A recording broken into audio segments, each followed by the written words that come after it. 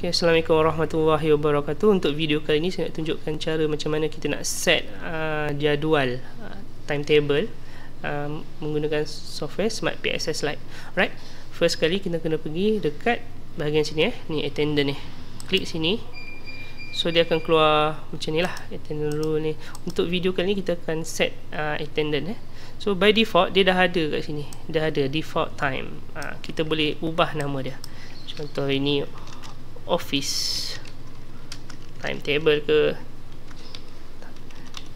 timetable. Okay, so kat sini kita boleh pilih lah warna dia, nak blue, green, tak ada masalah. So kat sini, okay, ini yang penting. So by default 8.5 sampai 5.5. Okay, so saya akan kekalkan benda ni sebab office kita orang pun masuk 8.5 balik 5.5. So benda ni yang penting So kat sini valid check in time daripada pukul berapa kita nak set. Contoh daripada pukul 6.30 sampai 8.30. Sesiapa yang first in kira thumbprint ke, guna face ke, pakai card ke, dia akan dikira sebagai check in. Okay, so untuk check out kita biasa macam ni, daripada 5.30 sampai pukul apa ni, 7.30. Siapa yang time out last, dia akan kira sebagai check out lah.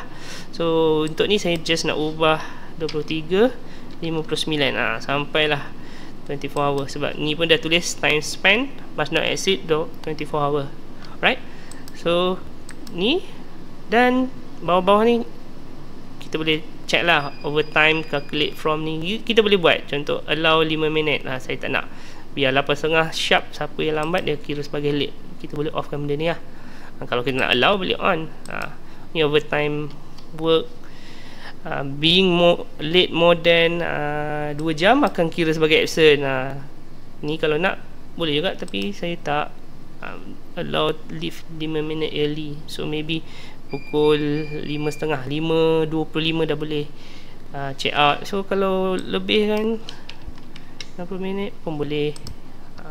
Dan benda-benda ni kita boleh set Right, so lepas kita dah set benda ni semua, kita pergi ke break. Okay, untuk break, untuk rehat lah. So kena set dulu rehat.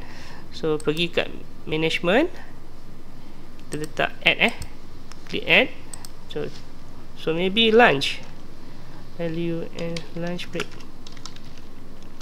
So kita biasa letak maybe pukul 1.13 hingga 14.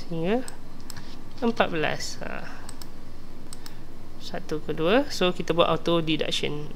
Kalau ada check in, kita kena set lah check in dia pukul berapa. So saya buat auto deduct sahaja. Save. Right, dah save. Kita baru create baru create je. Kita kena select lah, tick benda ni, klik OK. Alright, save. So by default ini okay, kita dah ada general dan dia punya break.